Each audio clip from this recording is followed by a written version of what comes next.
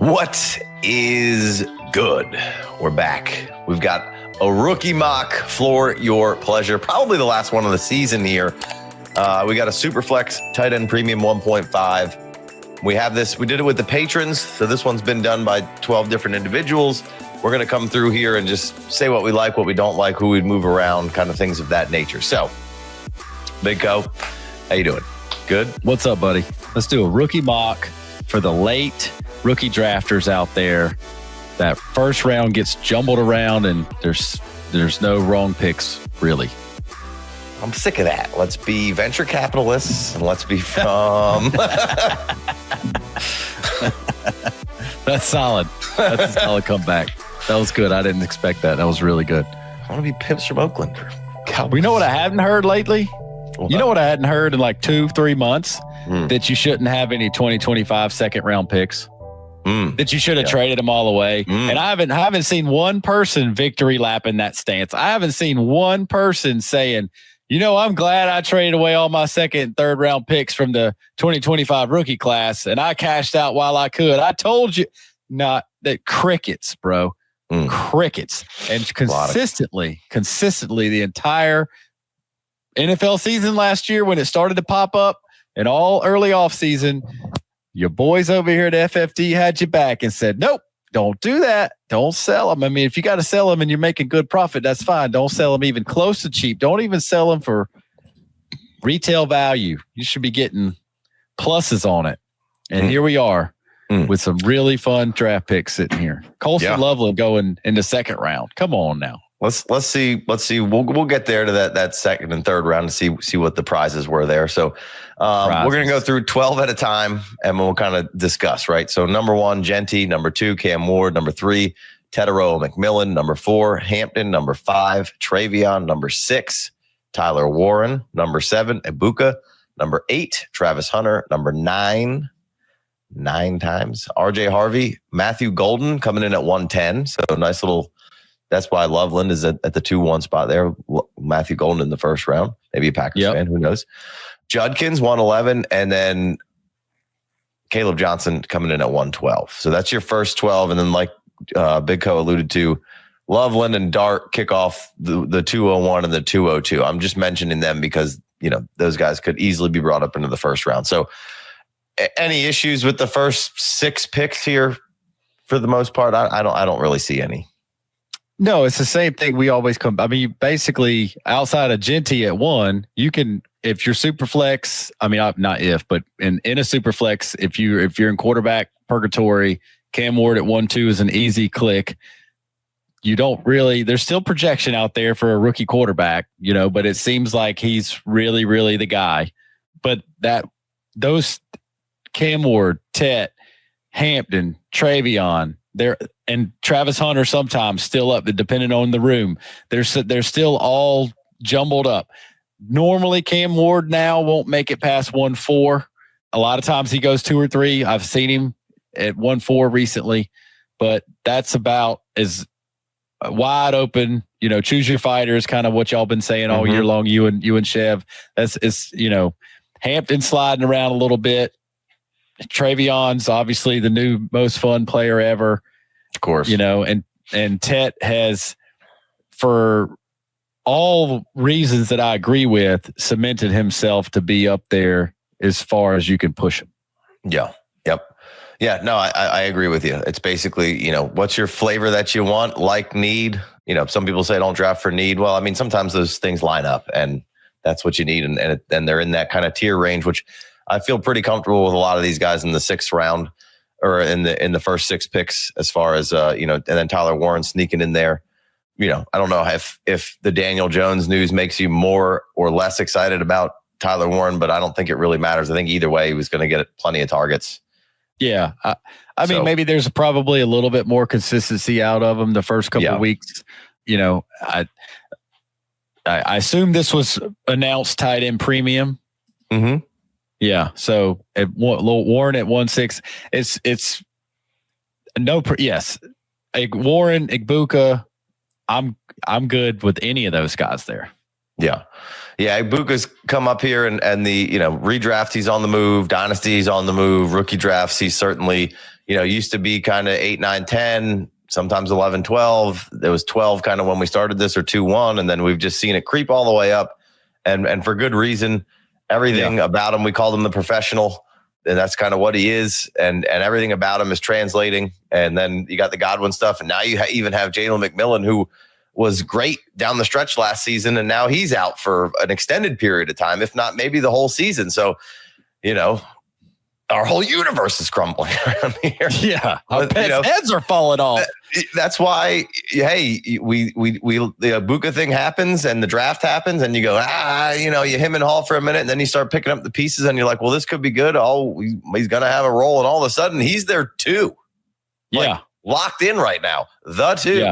Yeah. For sure. And so, and then moving forward, they had an embarrassment of riches. Well, the riches are running dry a little bit, and they better be excited they got this crown jewel here. So they obviously are, and that their riches sprung a leak, and he's there too, behind a 32-year-old Hall of Famer, right? First ballot Hall of Famer. There's no doubt about it. Mike Evans, first ballot Hall of Famer. So there's no chance. Like, either Ibuka's the 2 with major upside behind the guy, the 32-year-old guy who missed a couple games last year for a hamstring. Those things don't get better, right? And I don't think Mike Evans is hanging him up after this year. Obviously, that's complete projection on my part, one way or the other. I don't know what that man's going through, but when you get a Hall of Famer like that, they tend to stick around a little bit longer than they if they want to, because they can. Mm-hmm. And he still could Mike Evans could still lose another step and play that Travis Kelce role for 2 more years, right? So the more I think about this out loud, like, Mike Evans is probably a good buy when you can get him off somebody's team cheap in week 4 when they're 0-4, right? But I think Ibuka just, I think he's screaming up the charts. I'd have no problem taking him right there with those, 4, 5, 6. If that's what you're feeling, it's hard not to take Travion Henderson because he's so much fun. It's hard not to take Marion Hampton because he's supposed to be the workhorse, and everything lines up for him right there with Harbaugh. And obviously, old boy got his eye blown up with a firecracker accident. You can't you can't make this stuff up for the first round this year. This is crazy. Right. Exactly. Yeah. No, it's for Ibuka. It's the here and now, and the future is all looks very nice for him. So I like that. Then you got Travis Hunter, Harvey, Golden, Judkins, Caleb Johnson. Obviously, I've been a big Caleb Johnson guy, so I can move him up as high as you want. But this is appropriate where Caleb Johnson goes, and that's what I've been preaching. Just because you got him ranked up there doesn't mean you have to draft him up there. You have to be aware of what the ADP is, and then make smart moves moving backwards to go get your guys. And if it's within a spot or 3, get your guy.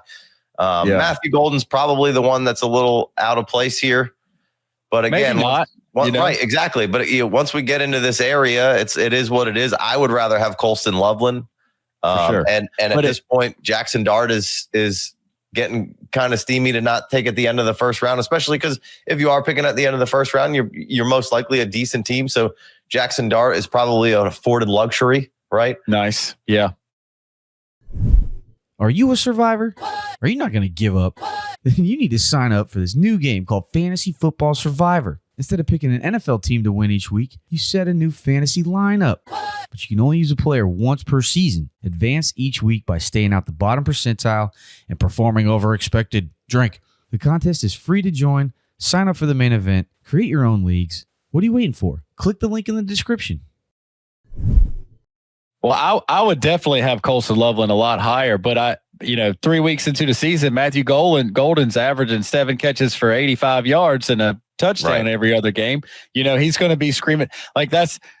I think it's probably been 2 months now, but I was like, you can't. There's only 12 picks in the first round, and there's 14 guys we want to have. Right. And it just and so and then Matthew Golden wasn't even in that spot really. He's kind of coming up a little bit, and for sure. I would take Colston Loveland right there with Tyler Warren. I got I'm Loveland over Warren, but I'm really warming up to what Warren's got going on. Quinshon Judkins at 111. Obviously the suspension and stuff like that. It's just if you look at 6, 7, Warren and Ibuka, I don't remember 6 and 7 being such like can't miss. Like last year, yeah, but you had all those quarterbacks mixed in. We're talking about Cam Ward at the front and no quarterbacks to pad these spots of like almost can't miss value for a dynasty pick where you're not, like I talk a lot about trying not to mess it up, because if you could just throw that dart and it sticks in the board, it doesn't have to be a bullseye every time. If you get a triple 20, you know what I mean? You get a couple double 20s, you just get a couple points here and there and not screw it up. You can work with those assets as you move along. Like Judkins, RJ Harvey, I remember when Alvin Kamara was coming out, like I took him at 110 in a draft, single quarterback, just based on the Sean Payton trading up for him, yada, yada, yada. But like now we know this. Now we know that RJ Harvey is a early second round pick to Denver with the RJ, floor. Right. And there's a ceiling combo. There's a floor ceiling combo right there. And he's still at 1.9 just because there's guys that deserve to be up there in front of it. Like the value of the 1.8, 1.9, 110, 112 in drafts this year is absolutely wild. Like last year, it felt like that, but there was 5 quarterbacks, Yeah. And there was also like just, some people didn't like Worthy. Some people didn't like Ladd. Now everybody loves Ladd, but don't get it twisted. There were a lot of people who did not like Ladd McConkey. People didn't like Penix. People didn't like Bo Nix. People, Yeah, no doubt. All the guys on the back half, everybody, like they kind of had the same like guys, but there was a lot of if, ands, or buts about all those guys. And now that everybody loves Pearsall, nobody liked Pearsall last year. That's why I got all the Pearsall. Yeah, I mean mid-second on Pearsall. Yeah, they were giving me Pearsall at 2.2, 2.3, 2.4 sometimes. Yeah. All right, let's jump into the second round. We talked about Loveland and Dart. Both of those guys we like a lot. We could squeeze him in the first round, but he's not enough squares to spare.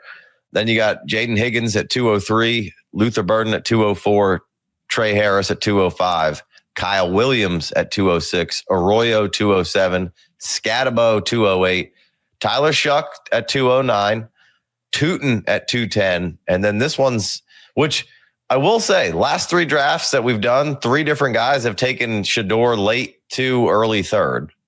So we can talk about that for a second. And then Mason Taylor coming in at 212. So, all the from 2-1 to 2-5, 6, 7, it feels like it's a lot of, that's basically kind of like the first round where it's a lot of the same guys juggled up how you like them, right? It's Higgins, Burden, Harris, and then Kyle Williams is typically in there.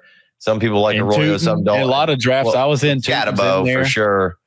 But yeah, Tootin's mid to late second. So maybe Tootin slid back a couple picks with the Tank Bigsby, training camp stuff. Yeah, I mean he's been floating from anywhere. Tootin, that is, from 2.6 to 2.12, 3.1 ish. Is about kind of where we've been seeing him over the last, 10, 15 drafts. So, obviously that first half, not a whole lot to talk about. It's kind of, again, dealer's choice, choose your fighter. And then, the Scatabo, the Arroyo, the Shuck is probably a little early for a lot of people right now. But at the end of the day, Shuck's probably going to get some starts this year, whether it's the beginning of the season or the end. It's a means to a stepping stone to something else, right? That's the idea of Shuck, and at least for us has been throughout this process. It's like second round pick. If it's a late second, early third, and you're spending it on a guy like Shuck, who you're probably going to see at some point this year, and it's been up and down, and who knows, but at some point, you may want to make a deal, and you need a quarterback in the deal to make a deal for another quarterback. And, Shuck's not going to have a crazy amount of bargaining power, but like if you had Shuck and Rattler per se or whatever, there is some power in like, we talk about all the time, really hard to get a deal done for a quarterback without giving a quarterback, even if it's just like a project situation. So while 2.9 might be a little early right now for a lot of people for Shuck and Superflex, I can understand it. The Tootin value there. And then you have Sanders at 2.11. Which once again, man, like, well, before we go to Sanders, like, Kellen Moore is the X factor here for Tyler Shuck.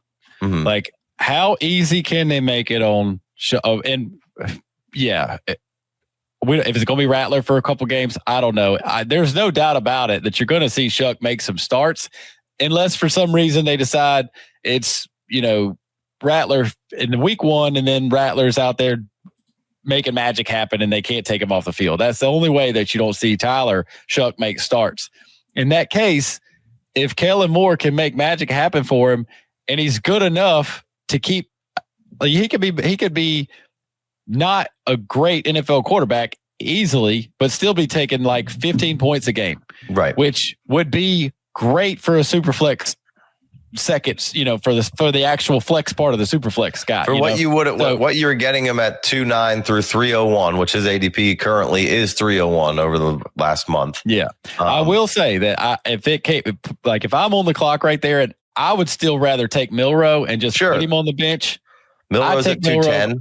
I'd take Milroe at over Shough and just say, hey, I know Milroe might not be starting this year, but I just that package, I'd rather have that package on the bench, resting, waiting to come out of hibernation. But I'm happy to I'll still take Shough in the late second, early third on the fact that he's still going to start games. And if there's a really good marriage there I know it looked bad in the preseason last week, and it's, the latest thing we've seen is the hardest thing to get out of our minds, right? And it looked really bad.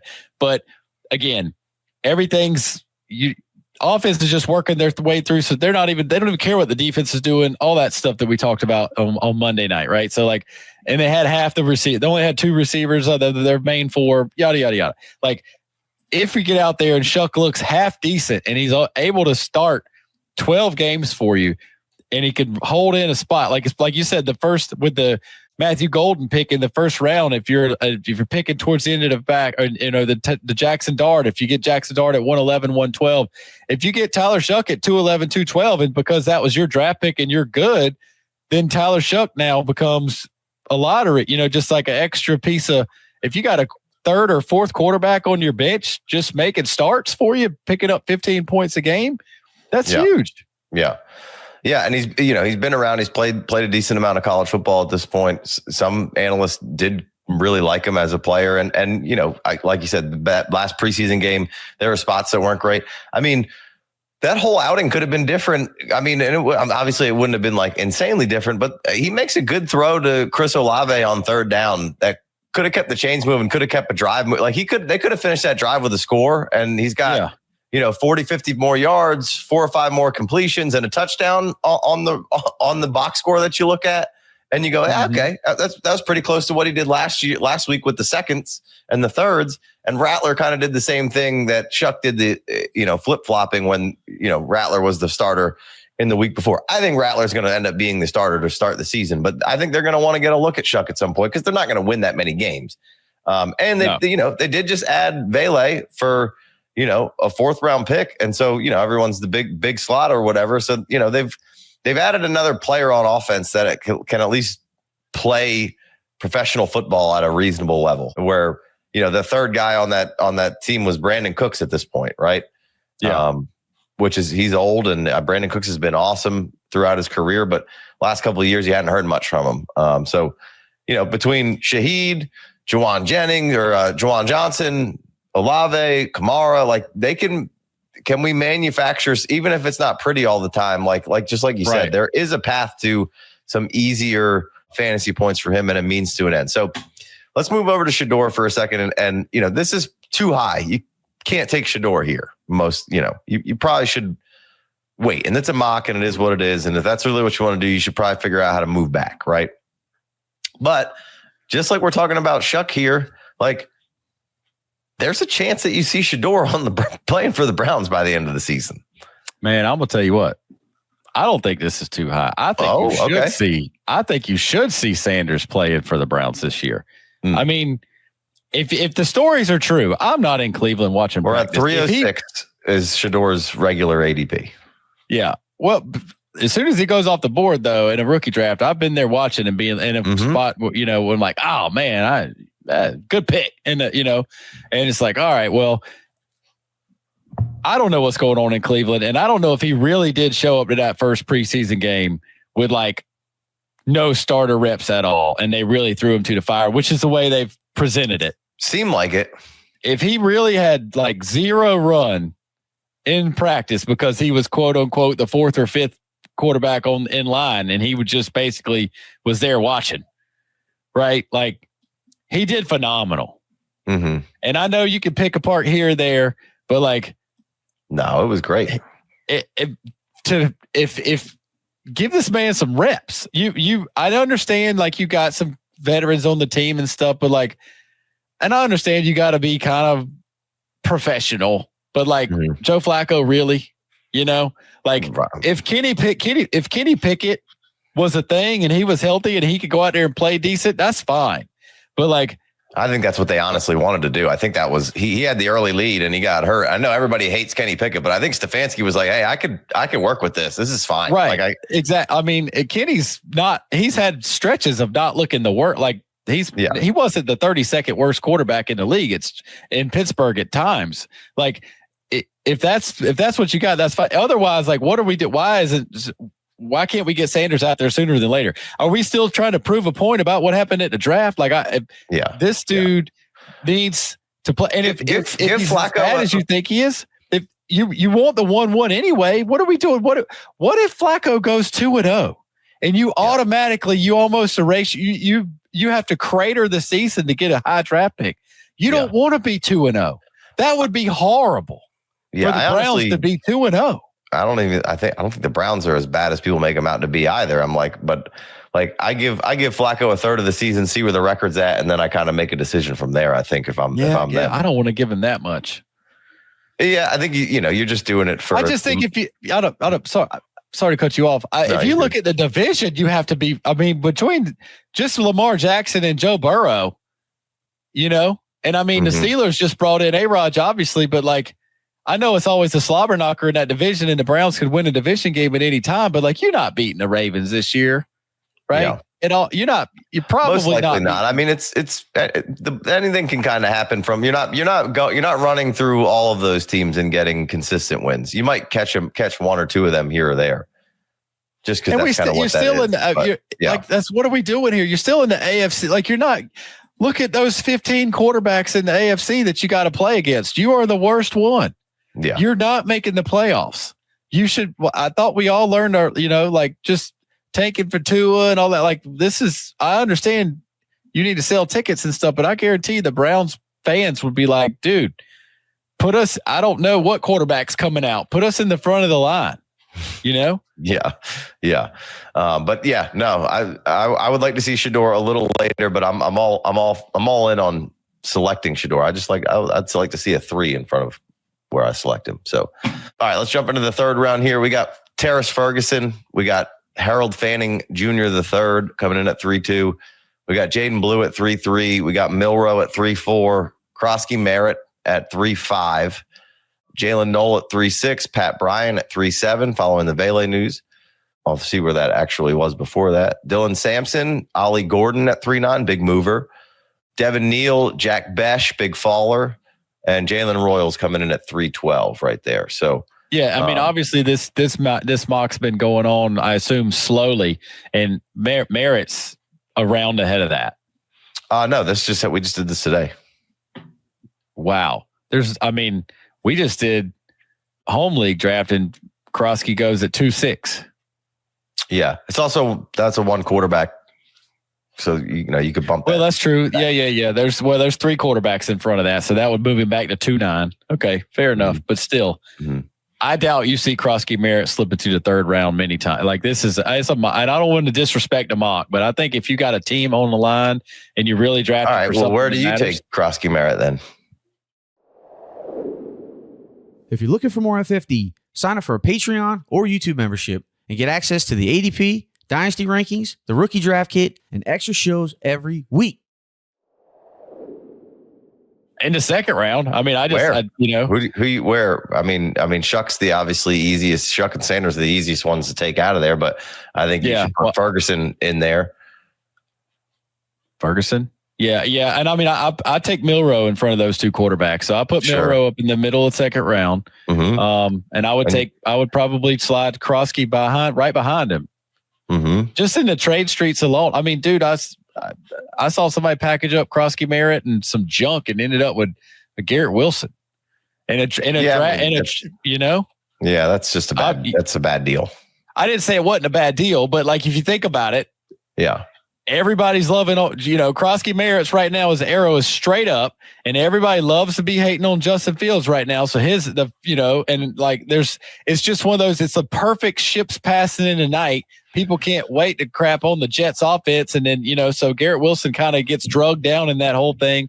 And then Krosky Merritt's the best. I mean, there was other stuff in there, but like it was definitely based around Merritt. It was a second round pick in there and some other.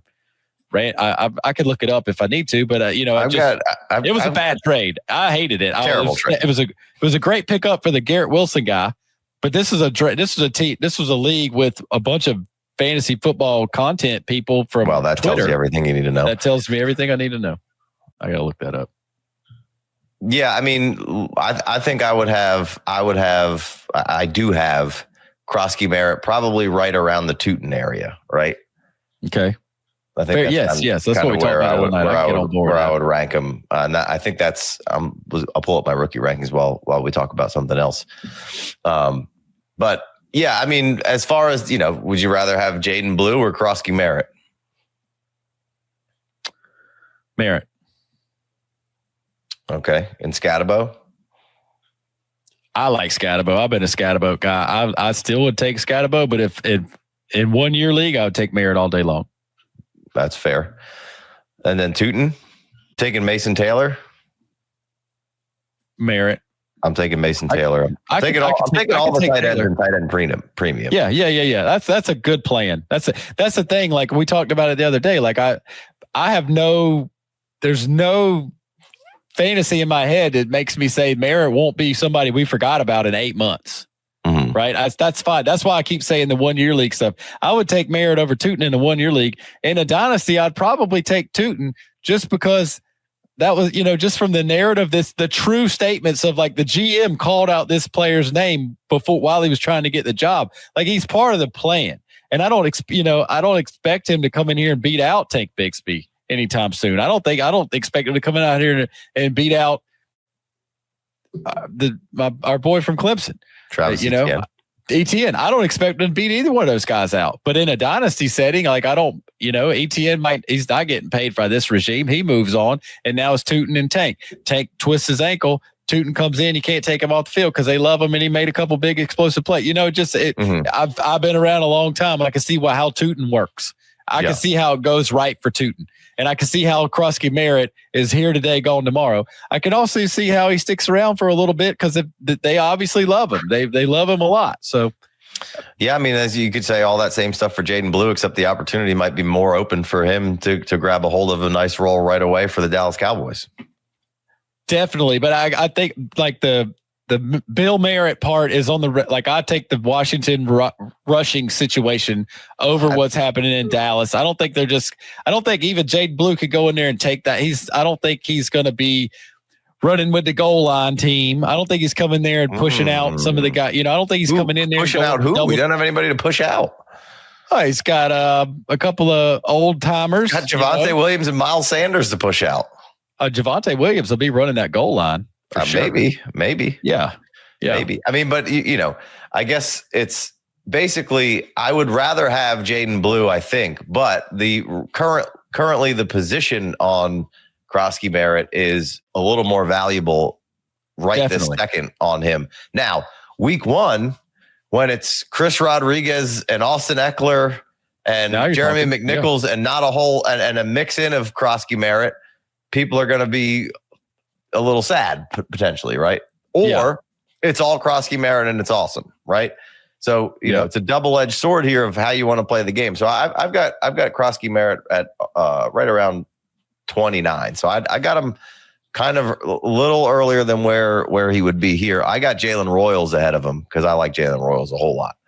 Yeah, that's your guy. I think most people off the street right here wouldn't. Most people off the street don't know who Jalen Royals is either, Right. So let's be honest. Yeah, I mean, season long, you can go there. But Dynasty players absolutely know who Jalen Royals is. I've watched Jalen Royals go and a lot higher than, Yeah, I think you're right. I think the best Dynasty play is in tight end premium to take all those tight ends over him. Oh, you have to. Absolutely have to. And, Scatabo. Well, you say that have to, like there's guys like, Jason, I mean, they're second round draft picks that are going to get used the Therrells of the world can't get off. A guy that one of our guys, buddies from back home, they can't get off the new shiny object. Sure, of course. Meteorite running back that just pops up. Right. No. Which is the same guy that took Damian Pearson the middle of the first round. That's exactly right. You know, exactly right. He's the same guy. Like that's the proverbial. Right. So I can't not draft that guy. That's the question. If you think it's real and you like it which here's the deal again, and we've said this already about Krosky Merritt. Like he was a good player. He just had some eligibility issues last year and kind of slipped through the cracks. It's not like he's just some nobody. Like he was. I don't remember if it was New Mexico or New Mexico State. I think New Mexico, where he was really, really productive. And then he goes to Arizona, plays one game, and then, you don't see him again, and he kind of slips through the cracks. So it's not just like some off the wall guy from Division II or just a backup to somebody who didn't get a whole lot of, when he played, he was good, but he wasn't a full-time, like he was a good player. So I get it. And I'm a little reluctant to, like, I've got a really good evaluation on Jalen Royals. So I want to take that and be firm with it. I got a good evaluation and the draft capital on the tight end, so I want to take that. But I could also see the idea of, hey, the value is good on Merritt right now, and you probably can't get a second for Jalen Royals. You probably can get a second for Merritt. So it's like, how do you want to play it? You want to play it so you're taking the good player that you have a lot more faith in, or are you taking the new shiny object, right? Right. Maybe that you could take some capital with. And then I've seen plenty of people being like, there's zero upside across Krosky Merritt. Sell. And it's like, look, you're never going to go broke making a profit. And me and Chev just talked about this and on the last show that we did, because we ranked these guys. But to say sell all of your Krosky Merritt across the board just blindly, I think is silly. I think you should, for sure, depending on your situations and your team where you're at, like, it's okay to get the guy and get it wrong. Maybe it goes wrong, but outliers can certainly change the plight of your season. Yeah, you don't have to sell him right now. If there's like the running lanes that are going to be open in this offense are undeniable. Right. And the opportunities to score fantasy points for the running backs in this offense are undeniable. That's why I was all about the other guy that's about to get dumped. So I think Brian Robinson, I think Merritt is a good player to try to shoot your shot with in your leagues, right? Even if you if you want to be lazy about it and just put him on the trade block and be like, hey, I'm willing to deal Merritt, So you don't have to say something like I'm selling Merritt today, no matter what. You could just put him on the trade block and say, I'm willing to listen to offers and see what comes up. This guy that just did this trade I was talking about, it was Rashid Shaheed. So Shaheed, Merritt, and a 2 in 2027 got him Garrett Wilson. I'm sure that Garrett Wilson, and that's a good player in this league that got Garrett Wilson. That's why he got Garrett Wilson. He went out and searched for that guy that would pay the most. Got the fish who just is awful. Yeah. It's a great trade for him. Trade. Yeah. So if you take Krosky Merritt in the second and you sell him for a second and a third, is that worth it to you? Or would you just rather have Arroyo or Mason Taylor or Tootin? Right. The guy you have a better evaluation on. So it's kind of the scale that I'd be kind of looking at that on. Fanning's one. Go ahead. Sorry, finish up and then let's keep it moving. I would just like if I'm purchasing him right now at this type of cost, Merritt, that is, I'd like to see it happen, and I'd like to see it get to week 1. If I'm buying now, I'd like to see it go to week 1 and rock and roll and hopefully he cuts that corner. But like you said, Rodriguez has always looked solid, and just the same things we talked about with the Chicago Bears and the Caleb Williams stuff. Like, Washington wants to win week 1. And this Bill Merritt story is a fun one, but he's going to probably come into week 1 third on the depth chart because Rodriguez was there last year and he knows the plays. And as stupid as that sounds, that could be the difference in a drive breaker. You go the wrong direction and all of a sudden, the quarterback's trying to hand it off to the right. The running back runs to the left. The quarterback goes down real quick so he doesn't fumble or get hurt. And now it's 2nd and 16. and you're probably punting. And like that kind of stuff you can't have that happen if you can help it. So like, that's why in week 1, if Merritt hits early, like it's going to look so good, but he could easily come out in week 1 and get like 4 carries. Yeah. Because they got players that's been there and they know how to play. Yeah. Right. And that's there's plenty of people out there who are saying, well, they're not getting rid of Brian Robinson because they like Chris Rodriguez and McNichols so much. And it's like, well, yeah, I can understand that theory.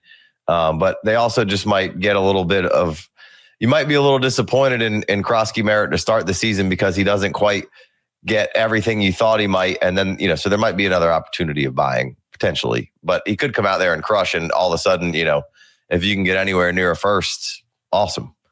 So it's certainly a lottery ticket as there are a lot of these guys. Want to run through 2 or 3 more guys real quick in the third, and then we'll finish up with the fourth and get out of here. Fannon's a guy that I haven't heard you say a word about, I think, this whole cycle. Pat Bryant. Been trying to keep Fannon under wraps. Pat Bryant, tell you how much I love him. Pat Bryant just got Vele removed, but, I don't think it's exactly the same as Krosky Merritt of saying, but it's like there's Mims, there's Franklin. Those guys are obviously way better than the running backs, the Chris Rodriguez and the Jeremy McNichols of the world. So is Pat Bryant move up or down or move up anymore for you? And then, Ollie Gordon coming up and getting some. So give me your 3 quick takes on those 3 guys. If you're not in love with the Harold Fannin production that he had last year, I don't know what to tell you. I mean, led the nation in catches for everybody, right? I don't know what's not to like about that. I understand. I'm sure if you haven't heard it, like he dominated against the 2 good teams he played against. I know it was lower level competition for the most part, but he played against 2 really good teams. I want to say one of them might have been Michigan, Ohio State, A&M and Penn State, I think. Penn State. So he played against good teams and he crushed in those games too. Like if you're not in on Harold Fannin, now's a good time to check into Harold Fannin. And every once in a while I'll pick a player that I don't tell Casey that I like, and Harold Fannin's one of them. Yeah, he ain't heard me say nothing. Harold Fannin is a beast. Like, and the Browns are figuring it out too. So I love Harold Fannin, and this is the high at 3.2. This is the highest I've seen him go yet. Fannin or Krosky Merritt? Fannin. I'd rather have Fannin. If I had to just pick one and I couldn't make any trades, Fannin all day. It's the trader in me likes to take Krosky Merritt and run it, But if it's just 1v1, 1 versus 1, no trades. Right. I'm taking Fannin. I'm taking Pat Bryant all day over Merritt. Not even close. Pat Bryant all day, he said? Yeah. I'm taking if I can't make any trades, I can't make any trades, like to me, like I'm a Sean Payton guy. I follow. If Sean Payton is not trying to pull the wool over anybody's eyes, he's with the cockiest coach out there. Well, he does play some dumb receivers from time to time over some better ones. That was his second year in the team, and he's just basically just shuffling through. And maybe we think they're better, but he's like, I don't like this guy anyway. He's out of here. And I mean, that Vele was his undrafted free agent that he put in there and made us mad while he was on the, but like he was turned in for a 4th round profit. Good for Sean Payton. Yeah. That felt like there was a sex tape or something that he didn't want to come out. So Pat Bryant, Loomis, I'll release the tape. Give me the 4. Yeah. So Pat Bryant gets early 3rd round capital for the Broncos, who have plenty of wide receiver spots up in the air that are unclaimed, really, because you said he's all over the place with who he's playing and when he's playing them.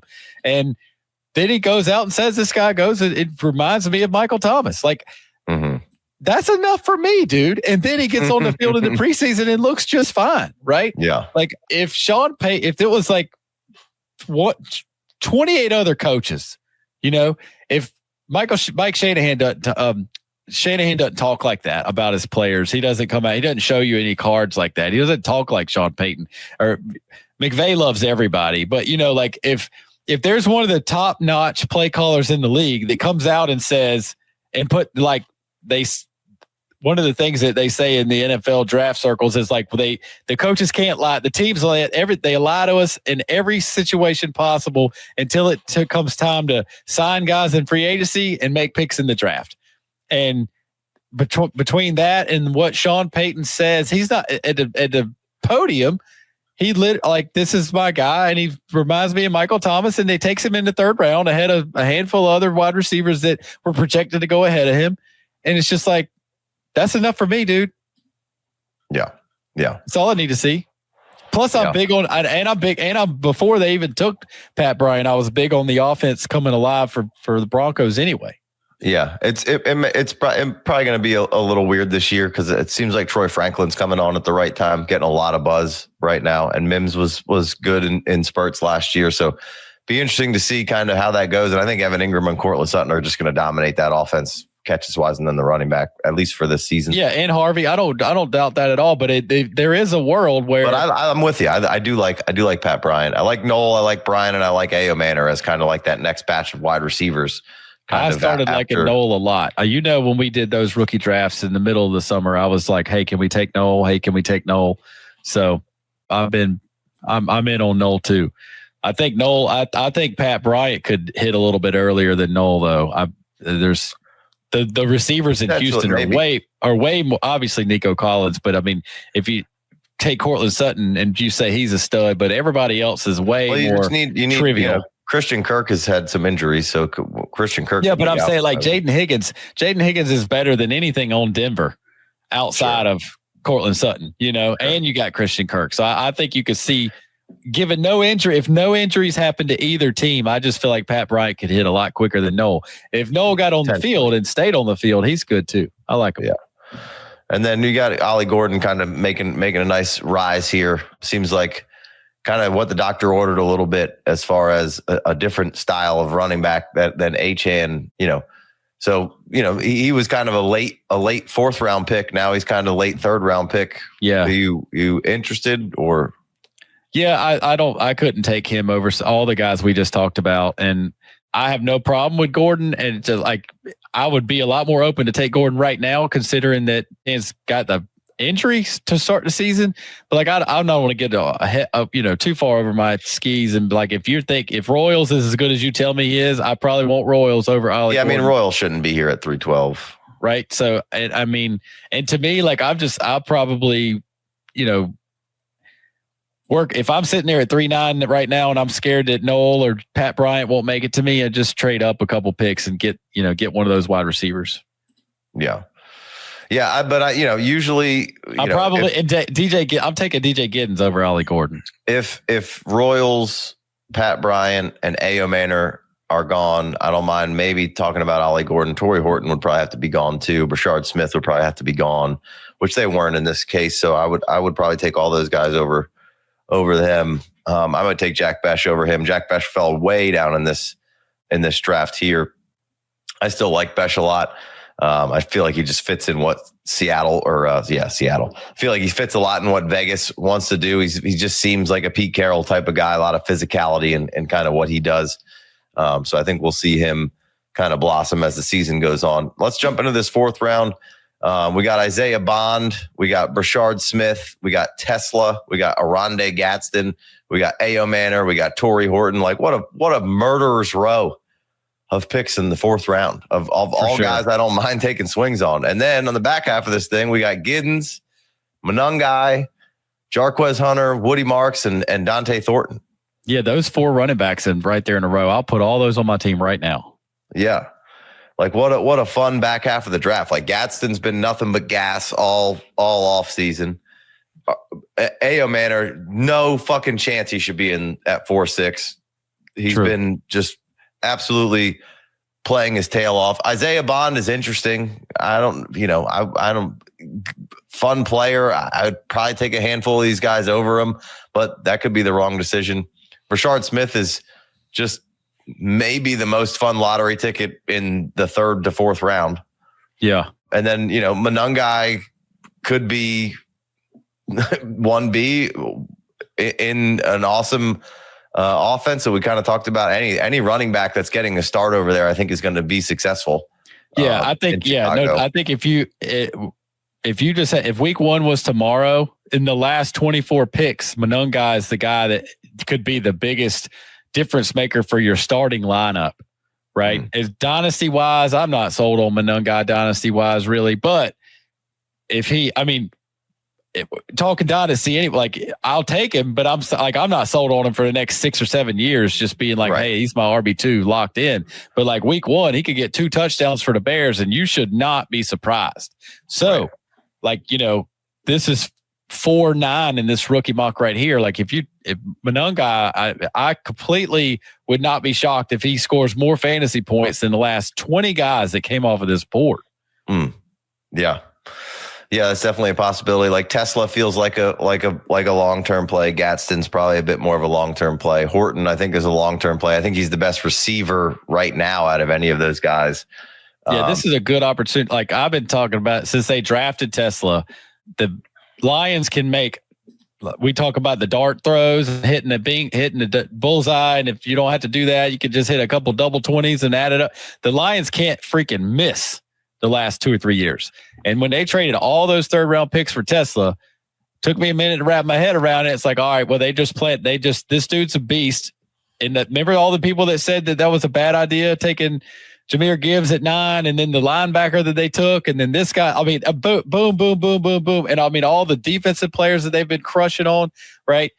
They move up and they give all that capital away to take this guy just so nobody else can have him. It's like, all right, well, this is what I've been saying for the last couple of months is they're planning to say, hey, we can't afford Jameson Williams. Jameson Williams is about to bust out and be amazing. And they know they're not going to be able to pay him. So I don't expect Tesla to score any points week 1, but I would like to see Tesla on as many of my dynasty benches as I can put him on, because I expect him to have a nice, easy path to targets next year. Obviously, people can get hurt as the season moves along, but just put him on your bench and plan for nothing really soon. But it's going to be nice when it gets there, because there's a nice, wonderful infrastructure going on over there. The ecosystem's great, and we don't know for a fact, but I'm pretty dead set on it that Jameson Williams, unfortunately, won't get another contract. But they could tag him. They could tag him, but this is just smart management being smart management. Yeah, it makes a whole lot of sense that the following those breadcrumbs a bit. Now salary caps do keep going up, and so who knows? But yeah, no. Brashard Smith, Aronde Gadsden, Ayo Manor should not be in the 4th. Aronde Gadsden's one of my favorite stashes, been that way for a minute. And, hey, that's old Bill. You got a lot of honorable mentions on this podcast throughout the off season, right? And here we are. And that's what it's about, right? It's about throwing stuff against the wall, seeing what it is. And hey, there we go. We got one. Who's going to be in the 4th round? Who's going to be that, mid-season post round kind of breakout kind of guy? He said we got one. Yeah. Horton's, we got one already and we hadn't even started yet. Right. Yeah. Gadsden is one of my favorites to be that. Woody Marks, I think, is really interesting for Houston, right? Offensive line stinks. I don't even know what's wrong with Mixon at this point. Like, it's just like, what's going on with him? So it's Nick Chubb and Damian Pierce over there, and they've got guys, an offensive coordinator who has ties back to Josh McDaniels. Hey, what do you do when the offensive line isn't good? Oh, we got the best satellite back in the draft. He's caught 247 balls, not even an exaggeration. How do we slow this? How do we slow this pass rush down that's killing our guy? Because we're going to be in a lot of 11, and we don't know if this all. Hey, we'll just check it down. We're going to check it down. We're going to James White the shit out of Woody Mark. It's a possibility. I'm not saying it's going to happen. No, I completely agree with that. And I think I think right this second, there's plenty of room. I don't know why did you not watch the preseason game where Nick Chubb was getting 5 yards up the middle? Oh, right? man. Dude, Nick Chubb is about to be able to get 5 yards. They're spreading it out. They're going to be in a whole bunch of 3 wide receiver sets, and Nick Chubb right up the middle. Why not? He doesn't need to have a whole lot of gas. He's just his vision is there, just like J.K. Dobbins. Like, he's going to be able to just make some noise. And for the price you pay, which is basically $0, I'll take Nick Chubb in any throw-in deal I can get him in right now. Yeah, no, I'm with you. I love it. I love it. Obviously, a lot more expensive than he was a month ago. But the thing that I don't even know if he is for a lot of people. I think people are just going to be stoked to help him move the needle on something. And take him. Yeah, I agree. All right, let's wrap this one up. Appreciate you guys. We've got plenty of stuff going on. We're going to be live every Monday doing a football show, 11 to 12 Eastern. We're going to be live Wednesdays at 9 doing another football show. So we're going to open up just a straight football talk show from the Dynasty side of things. We got the Redraft channel if you haven't checked that out. Lots of content over there. We got all sorts of great projections over here with giving you a high, a safe, and a low for the projections to go along with our rankings. Just a really nice cheat sheet kind of being put together right now for your redraft drafts. And then we'll have weekly projections on the Redraft channel. So got a lot of great stuff coming up that we've been working on behind the scenes. So we're excited about it. We're excited for the next couple of weeks. Football's back. So make sure you come over to that side of things, check everything out, and make sure you're on the redraft side checking things out. And we'll hope to see you every Monday at 11 talking ball. Yeah, we made it. Football's back. We made it. All right. We'll see you later.